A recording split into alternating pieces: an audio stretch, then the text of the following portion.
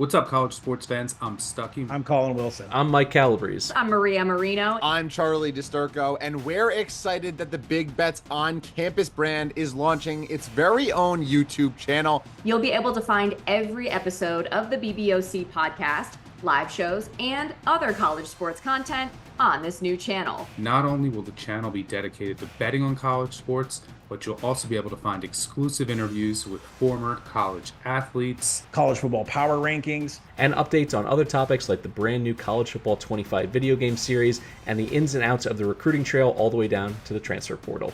Whether you're into college football, college basketball, college baseball, or any of the college sports, we are the home for college sports, and BBOC is the channel for you. Make sure you subscribe so you don't miss any of the action. I'll see you there. Welcome to Buckets. This is Action Network's WNBA betting podcast presented by BetMGM. I'm your host, Maria Marino. Very excited for today's episode. We have a reunion of sorts. Along with Jim Turvey, we got Joe Delara back on the pod. I felt like I had to have Jim back here with Joe because it just reminds me of one of the GOATs of Buckets WNBA episodes, which was our Commissioner's Cup special, which we crushed. So Joe, welcome back. Hello, how are you? I'm doing great. It's a pleasure to be back. Always like recording with you guys. Yes, and Jim, we last spoke. We did our best bets for last Friday, and we decided to do an episode for today, Wednesday, just because this is a jam-packed slate. August 28th, we got 5 games. So a lot to get into. I'm going to ask you both first. Jim, you can start to give a couple of your best bets. Yeah, 2 best bets in particular. I got Phoenix Mercury team total under 80.5. And then I've got Seattle Storm first half spread. It's not out yet, but it's one of these that, the number is going to be fine. So we'll talk through the logic on that. And then you can find the number when it pops up. Cool. Joe? I like Alyssa Thomas over 20.5 points plus rebounds. And I also like Kennedy Carter over 22.5 points plus rebounds. Oh, I love it. All right. Well, let's go game by game. We'll try to be efficient as per usual since we have so much to talk about. But starting with that Sun Fever game, and the Sun were favored by 3.5. That's down to 2.5. They're at Indiana. This is a 7 p.m. Eastern tip on NBA TV. I'm personally very excited for this one because the Fever definitely have not played their best. Specifically, Caitlin Clark has not played her best against the Sun this season. But as everyone who listens probably is aware, the Fever have been playing way better. They're 3-1 ATS since the Olympic break. Their last game was Monday. They beat Atlanta on the road. Meanwhile, the Sun failed to cover 3 straight, but then they got that big win at New York on Saturday. I think maybe momentarily have silenced some of the Sun critics a la Dano Mattia. We'll see. But just so everybody knows, Connecticut has won all 3 matchups this season. Indiana did cover when they played at Cambridge, so they only lost by 4, which makes it a little bit interesting. Not necessarily thoughts on the side from both of you, but actually, Jim, do you have any generic thoughts before we go into Joe's best bet? Yeah, I think you said it well. I'm so excited. This is we got 5 game slate here, lots of good games. This is the one I'm by far the most interested to watch for a few reasons. One, it's a potential first round matchup, and I think it's if we get this first round matchup, it's going to be incredibly telling because the 2 teams played 3 times early in the season. This was when Caitlin was fresh out of the tournament, first couple games in the W, and she got dominated. And it's what we said was going to happen, right? You're going to have a little welcome to W moment. But, since the Olympic break, the Fever have been very good. Caitlin has clearly made a leap since that. We talked through that schedule spot to start was just brutal. Since then, she's been another level. She hasn't gotten another chance in the Sun, and the Sun are arguably the best defense in the league. Her numbers against them this year, she's averaging, about 16 points a game, which isn't a massive drop off. But what's really noticeable, she's averaging 3.3 assists per game against the Sun. I really want to see if this Fever offense is able to actually look as strong as it has in the past few weeks against a defense this good. So, there's some leans. I would lean towards the Sun side. I still think this is a defense that really is so good, point of attack and at the rim, that they are going to give Caitlin some trouble. But also, I don't know. I'm a little bit scared to play it. So I don't have a hard lean either way. I just really want to see what Caitlin looks like against this defense that's probably the most tailored to give her and her teammates trouble. So I think it's going to be an awesome test. Yeah, and obviously averaging 8.2 assists per game overall, leading the league. So to see or hear that assist number a lot lower. And then we know in the first matchup too, she had 10 turnovers. Yeah. So definitely has had an evolution. Now, Joe, real quick, I could be wrong about this. I feel like I remember some rumblings about you would be interested in the Fever if they were to match up with Connecticut. That might be premature. Forgive me for the call out, but I just had to ask. No, I mean, I think that this is definitely a spot that I would be interested in because just the way Indiana kind of runs their offense. And I think the offense has evolved as the season has gone on. You're seeing a lot, like, there's just so much more movement, so much more action. Like, they do stretch the floor. They do take a decent amount of threes. And that's something that Connecticut just doesn't do. Like, they got Mabry in that relatively big trade. We don't see a lot of trades in like midseason trades, especially in the W. And it's been really interesting to watch how they've played Mabry because like I thought maybe she'd come in, play like over 30 minutes a game, really stretch the floor. And instead, like we're seeing her playing like 24 minutes, 25 minutes. And like Connecticut doesn't shoot threes. I thought they got her to shoot threes to help stretch the floor, spread everything, help the offense out, like let it breathe. And they're not doing that really. So she's still been effective, but it's just been in like a smaller sample than I would have thought. I am interested in Indiana here though. I'm really curious to see how this game goes. If like Connecticut can't really slow them down and Indiana can get into their sets, even if the shots aren't falling, that's not necessarily what I'm looking for. I'm looking to see if the offense looks like it's going to be able to run and if they necessarily have an option to stop that, because that's what would make it more interesting for me to bet on them in a playoff scenario. And honestly, like if they lose, but I think that they're still getting up good shots, seeing good offensive process, the number is probably going to be even better if they drop this game. Okay, so this will be a good case study if we do end up seeing that matchup down the road. And I think you make a great point about like, will Indiana be able to run? Clearly, that's what sets their offense apart, that pace. Whereas, Connecticut likes to slow things down. If they're missing a lot, how does that affect things? But let's move on to your best bet, Joe. Alyssa Thomas over 20.5 points and rebounds. Break it down for us. So she's gone over this in all three games this season versus Indiana, 23, 38, and 25 PR. Part of why I like the combo prop is like I do have a little bit of a lean on the points, but like she's such a like inconsistent scorer sometimes. But the rebounds do always seem to be there. She doesn't necessarily need to score herself to kind of facilitate for everybody else. So I like the floor and honestly like a little bit of the ceiling for both the points and the rebounds. In one of the games she had 14 rebounds, another one she had 18 rebounds. So we could literally like almost clear this prop with just the rebounds, but I do like the ability that she can put up like 10, 12, 14 points and kind of save us on that end too. So at 20.5, I think that the number is just too low. And like, even though we're looking at like a slightly different team setting and everything like that, over the past couple of seasons, she really has been crushing this line, hitting this in 8 of 11 games since 2022. And then she's actually hit this in 6 of her last 7. So I think that that's even a little bit more relevant when you look at what the bigs are for Indiana. And then Alyssa Thomas, I think, is going to have a good game at 20.5 points plus rebounds. I feel like we haven't been talking about Alyssa Thomas as much this season as we did last season, but she is still that engine. And, she makes so much happen for the Connecticut Sun. All right, we talked a little longer than I planned on for that game, but that's okay because it's a really big game. But if you guys are cool, we will move on to the next matchup. So we have 8 o'clock Eastern, the Mystics at Chicago. The Sky favored by 2.5. This is another interesting one for a couple of reasons. So the Mystics, they've just gotten better and better. They've covered 3 straight, beat Seattle on the road on Monday. The Sky, meanwhile, I mean, they've definitely stumbled out of the break here. Definitely without Mabry, I think the offense has stalled for them. But yet, they only lost by 2 Sunday against Vegas. These two teams split their 2 matchups this year. Both were in June. And I have to shout out Angel Reese. I like to give credit where it's due. First W player with 20 or more rebounds in 3 straight games. an absurd line of 14.5 as far as rebounds are concerned for Angel. Joe, I know you have a bet here, but Jim, any quick thoughts you want to get off your chest? Yeah, there was a report today about some of the Sky players feeling under the weather. So this was already kind of a game that I wanted to stay away from. The Mystics have, I love the Mystics. They have been a little bit tricky to read at times in the second half of the year here. So this was I didn't have a great play anyways. Saw that report.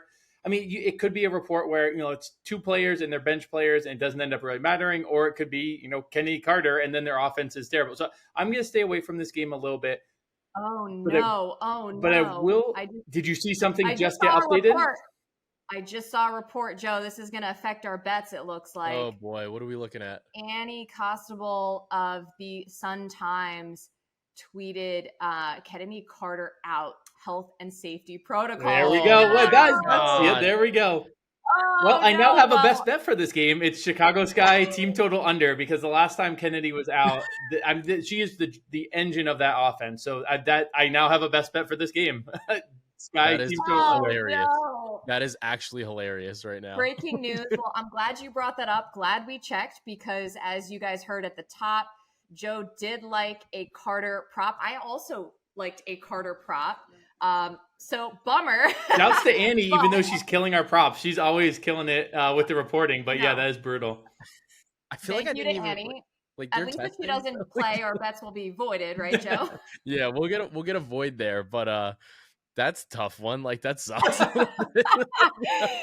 Yeah, well, okay. Hey, at least we got a Jim bet out of it. But essentially, I'll just say, Joe, like I was interested in her over rebounds. You said you liked her points plus rebounds.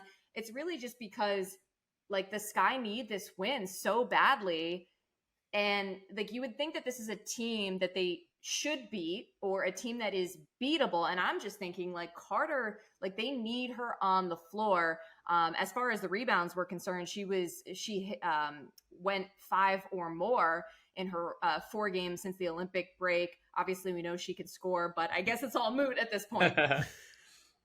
Yeah, I mean, it's tough when you see that happen, and it's tough to like even watch that. Like the W obviously has fewer games than the NBA, and like because of that, like these games missed because of like health and safety protocols or anything like that, like they're honestly like amplified. Like the game, it's more important because there's fewer games. So like this, like you said, this was a super winnable game, and like Jim, that team totals at 80.5. Like there's no chance, just no chance that's getting hit, right? So.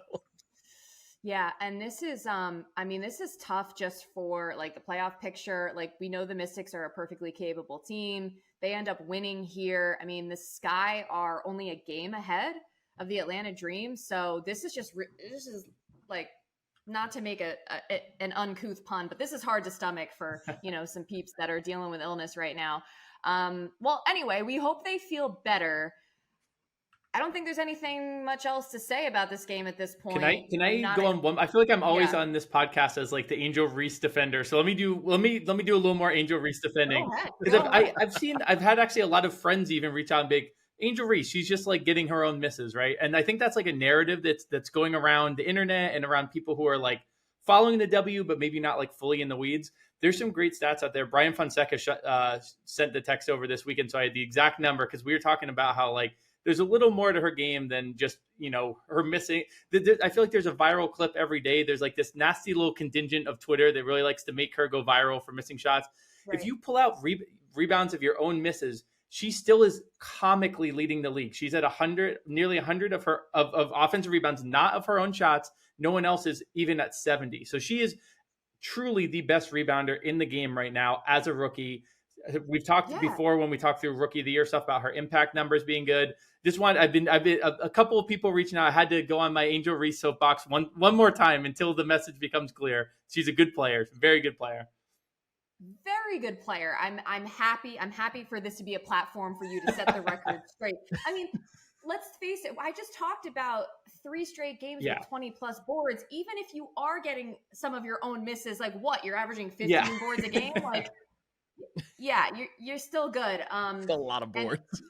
Yeah, pretty much. And it's just unfortunate again with this news. We know at least Carter is out, but it's just so hard. They're lacking that inside outside presence. I mean, they were struggling from three even before they traded Marina Mabrey. So it just makes it super challenging.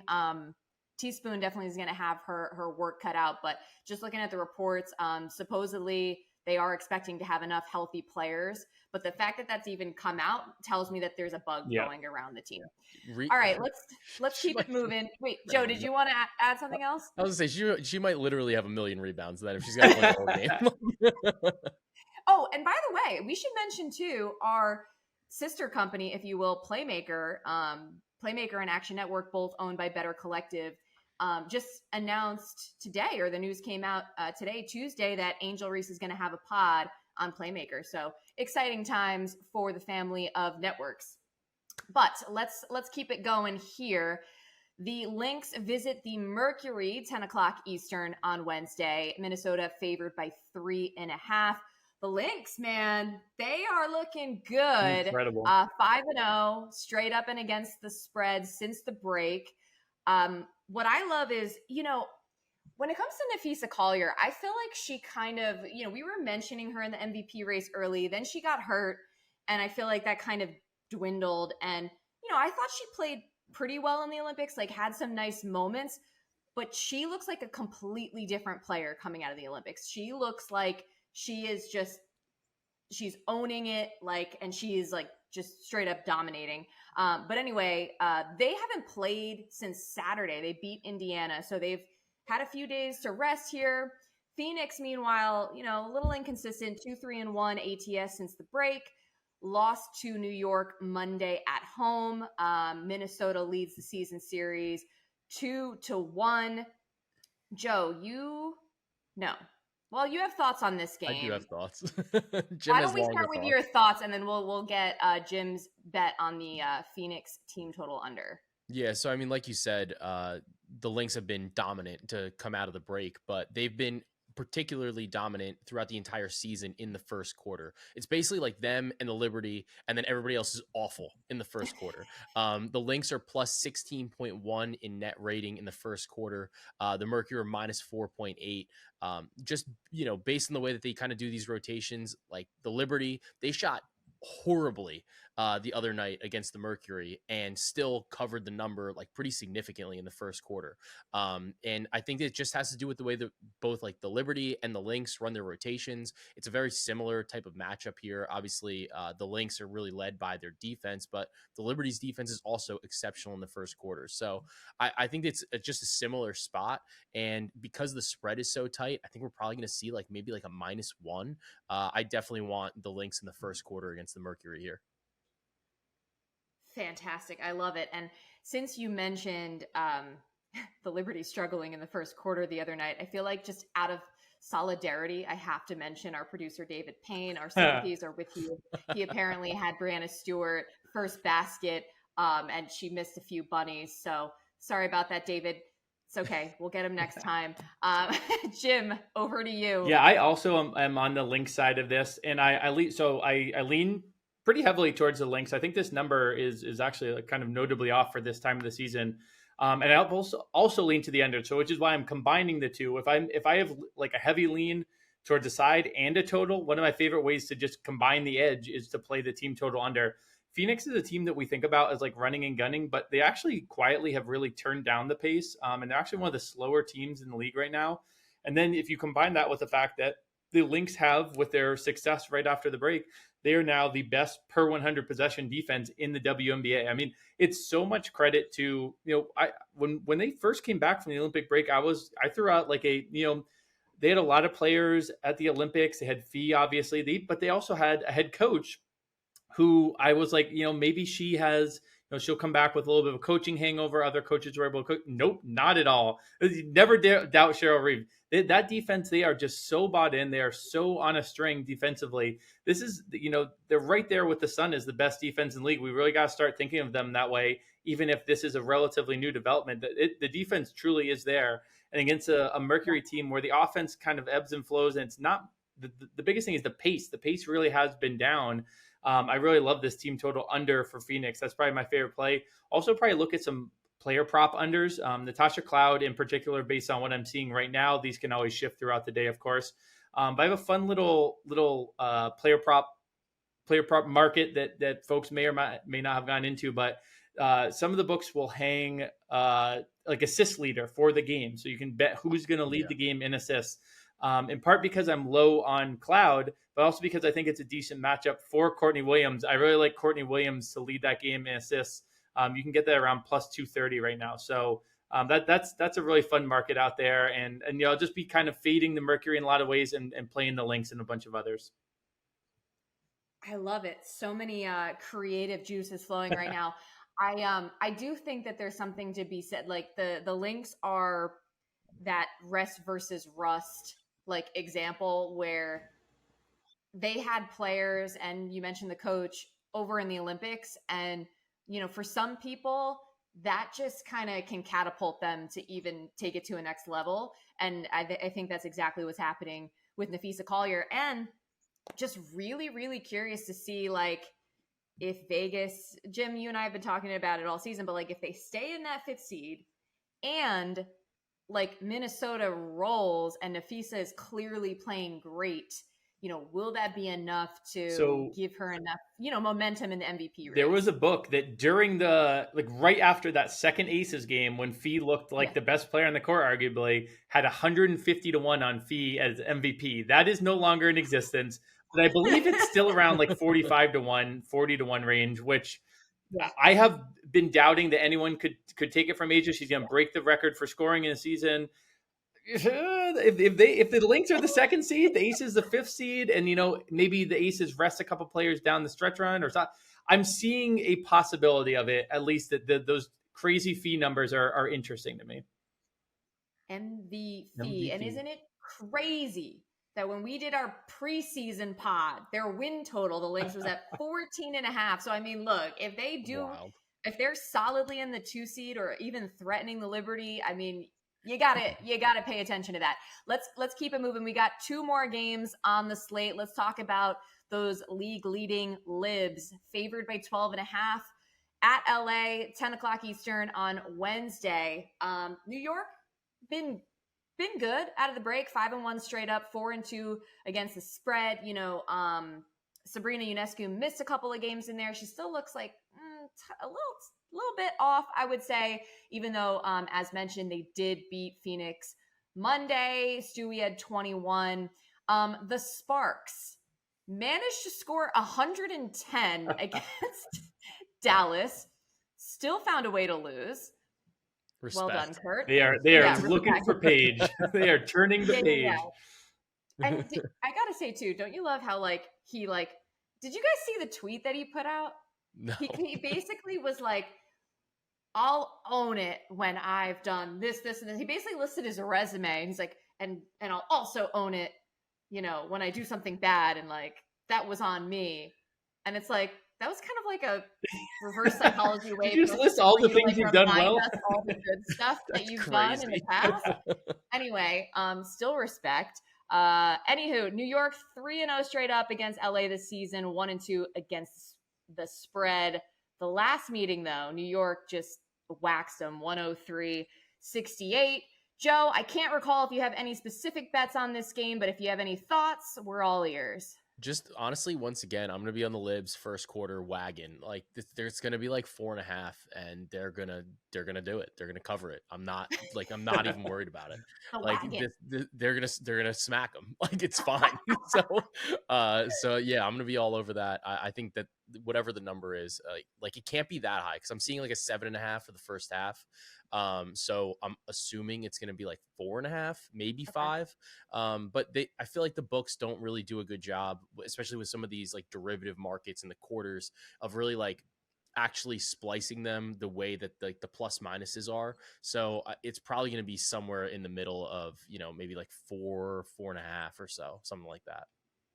Okay. Sounds good. Jim, anything to add? I'm actually in lockstep with Joe on this one. I like first half as a whole, first quarter. There's also markets you can get creative there. Some of the books offer like first quarter plus money line for the full game. Yeah. If you want to like maybe not play the 4.5, but you want to still play them to start off well. You're like, I could 5's a lot of points. You can play them, first quarter and full game. I'm going to be on them as a whole, though, especially starting well. I also will probably play the Sparks team total under. It's another one where I'm on the Liberty side and I'm on the under for the game. So combine them and you get Sparks team total under. The number isn't quite as sexy, though, and you do worry if it's going to be a blowout. Rakia Jackson, I mean, we've been talking all year about these other two rookies. Rakia Jackson is putting up some incredible stat lines right now. She looks phenomenal. So, if she's going off in the fourth quarter against some Liberty bench players and you're having to watch the Sparks total keep going higher and higher, that one's not a full best bet, but I do lean towards the Sparks to go under their team total as well. I got to say, I feel like Paige would look good in purple and gold with Rakia, with Cam Brink, but you never know. There's a couple other contenders, and I'll just say this, I talked about the Sparks, putting a 100 spot up against Dallas. The Liberty are not Dallas. Liberty are one of the best defenses in the league. I'll say some little birdies are saying that at least front office wise, maybe not players, maybe not coaches, but there's some people who don't mind that they're positioning themselves for good draft picks. So. Yeah, I mean, when it's Paige Deckers, it doesn't. It's not surprising that that's the thought. Yeah. I guess we all try to act naive and everything's all I don't know, rainbows and roses and all this stuff, but let's call it what it is here. Okay. And on that note, I'm just gonna keep it moving. We got one more game. By the way, I'm proud of us. We're being very efficient. We're still only about 25 minutes, so let's talk about this last game. Atlanta at Seattle. The Storm favored by 7.5. Another 10 o'clock Eastern tip. So yeah, if you're on the East Coast, might be staying up late here on Wednesday. Not sure what to make of Seattle. Seattle's I'm just gonna say they're on my shit list right now. Out on Seattle right now. They've lost 6 straight against the spread. Included in that stretch, a 2-point outright loss to Atlanta. If you want to talk intangibles, I would think that's fresh on their minds. They also lost by 2 to Washington on Monday night. So I just feel like the Storm they need this bounce back. I will mention too, just for fun, Gabby Williams made her season debut on Monday. Only 3 points, 1 of 5 from the field, 4 rebounds, 4 assists, 4 steals, and 26 minutes off the bench. Was still a +7, interestingly. Very much like Mabry with Connecticut. I think they're going to still be continuing to figure out how to get her involved here moving forward. Dream won 3 in a row coming out of the break. Lost their last 2, but went 1-1 ATS in their last 2. So, Jim, you like Seattle in the first half. Why don't we talk about that? Yeah, this is the Dream are the team that I historically will never bet, although sometimes I still bet on them. The Storm are the team that Wait. Hold on, let's set the record straight here for a second. Am I mistaken, or did you give a Dream bet on for Friday and they instantly got burned? Why did you let me? You should have cut the mic, and I will hold you to account for this. You should have cut the mic as soon as I said I was going to bet the Dream again. To be You're fair, dreaming, dude. yes. To be fair, Joe, he did warn us. There was a clear disclaimer, hey, just so you guys know, I don't typically bet the Dream. Watch this, but this is where I lean. Instantly. Okay. Instantly. I'm sorry. It's all right. I bet on Ryan Howard twice in a row, and I got hooked twice in a row at 16.5 points on 20 field. Yeah, it's incredible. I am so confused about that too. What is going on with them? Ryan Howard the other night against Indiana, it was she wasn't even a factor. Yeah. So again, this is a safe space. But she's going to drop 40 points next game. It's just inevitable. We'll all learn together. But Jim, finish your thoughts. For sure. Well, and I'm worried that the Storm, they're starting to act a little bit in this dreamlike manner. But what I like to see is Skylar. I don't know if you guys saw the press conference after the loss to Washington. Skylar lit them up. And so I think this is kind of the Atlanta, I haven't seen all that much that happening. So I'm very curious. It fits narratively that the first half would be a great spot for Seattle. With Skylar having just kind of lit them up, and now they're going into a game that like you said, they haven't covered 6 straight, but they've been losing games as well, outright losses. They're starting to slip down the standings. That it's looking like that's going to be the 4-5 matchup against the Aces. That's a nightmare matchup. If you can avoid it, you want to. And if you're going to need home court to have any chance in that series. So I think they have a lot of motivation here. I also, the Storm have been an excellent first half team. It's in the second half they've struggled. The Dream have been very much the opposite. They get off to slow starts and then they kind of crawl their way back at the end. So this fits both the way both teams have been playing all year, and it really fits narratively of Skylar Diggins-Smith lighting everyone up and saying, we got to get out and like start hot. And so I think it kind of hits that double dip of where it's stats and story. And you know, I love a bet like that. So that's the best bet for me is the Storm first half. Yes, looking to come out with some urgency in the first half. Joe, you have anything to add before we get out of here? No, I'm gonna stay dreaming on this one. You're a smarter man than I am. I assume you're not rushing to bet Ryan Howard props for this particular I'm game. so conflicted because this is what happens. Like you bet it, it loses, you bet it again, it hooks again, just gets obliterated the next game. Like 30 plus. Okay. Like It's okay. 30 plus. I appreciate the realness. That's what we do here on Buckets WNBA.